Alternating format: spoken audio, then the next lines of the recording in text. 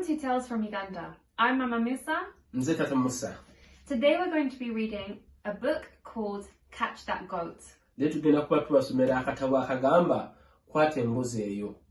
This story is about a market day in Nigeria. Kano akatabo kakwata ku katale olunaku lwa katale Nigeria.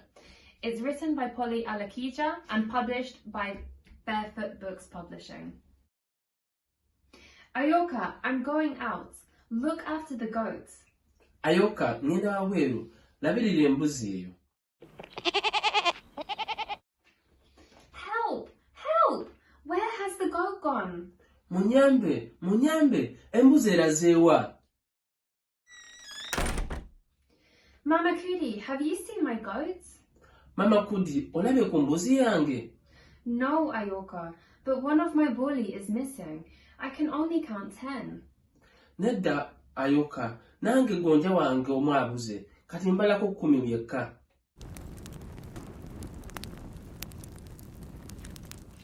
Oni Bredi, have you seen my goats? Oni Bredi, olabye ku mbuzi yange? No, Ayoka, but one of my loaves of bread is missing. I can only see 9. Nedda, Ayoka, nange ogumu ku mugati gwange gubuze, kati ndabako 9 gwokka.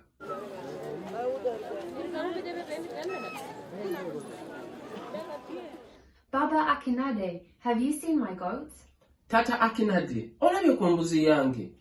No, Ayoka, but one of my paint pots is missing. I can only see 8. Nedda, Ayoka, nange omukebe gwange gwa penti ogumu gubuze, kati mbalako 8 gwokka.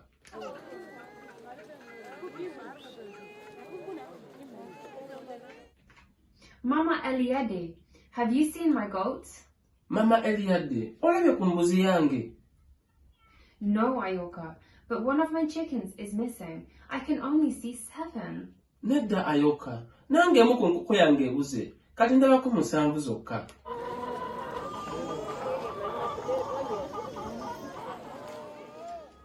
Uncle Nandi, have you seen my goats?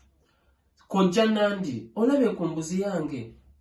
No, Ayoka, but one pair of sunglasses is missing. I can only see 6. Nedda, Ayoka, nange galubindi zange zimu zibuze, kati mbalako 6 gwokka.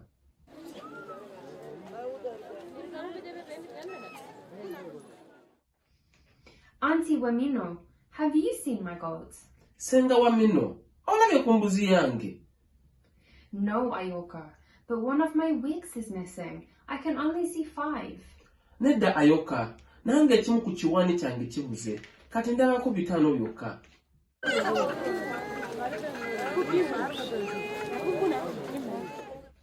Olga, have you seen my goats? Olga, olabyeko ku mbuzi yange?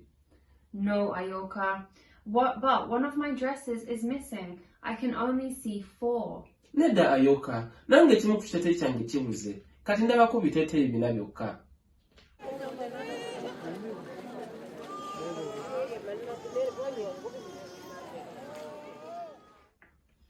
Ayolaman, have you seen my goats? Ayoman, olabye ku mbuzi yange? No, Ayoka, but one of my children is missing. I can only see 3. Nedda, Ayoka, nange omu ku baana bange abuze, kati ndabako 3 bokka.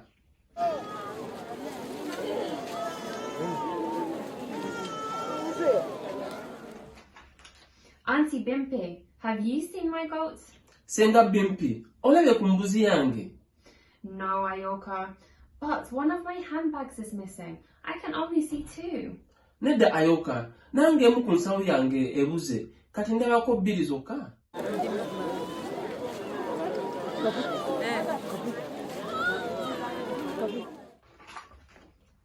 Oni Bata, have you seen my goats?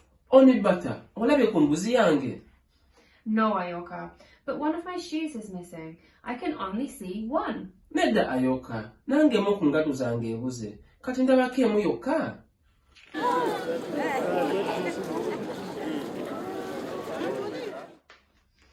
Uncle Laiton, have you seen my goats? Kojja Laiton, olabye ku mbuzi yange? No, Ayoka, I have not seen your goat, but where has my hat gone? Nedda Ayoka, sinalaba ku mbuzi yo. Naye enkofiira yange erazeewa?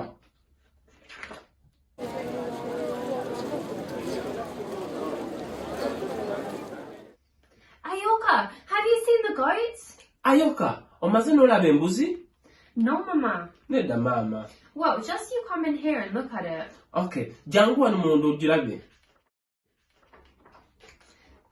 My body! Oh, gonja wange. My wig! Ekiwaani kyange. My sunglasses! Galubindi zange. My paint pot! Omukebe gwange ogwa langi. My loaf of bread! Omugaati gwange. My chicken! Enkoko yange. My son! Mutabani wange. My dress! Ekiteeyi kyange. My handbag!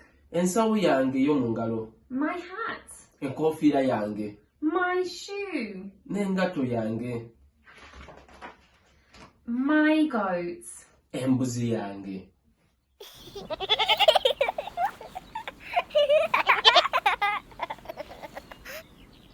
The end. Enkomerero. Thank you very much for listening to our retelling of Catch That Goat in Luganda and English. Mwebale nnyo okutulaba n'okuwuliriza olw'akatabo kano Kwata Embuzi yange. If you like this video, please subscribe, like, share, comment, sign up to our newsletter, and you'll be the first to know of any more videos that we publish.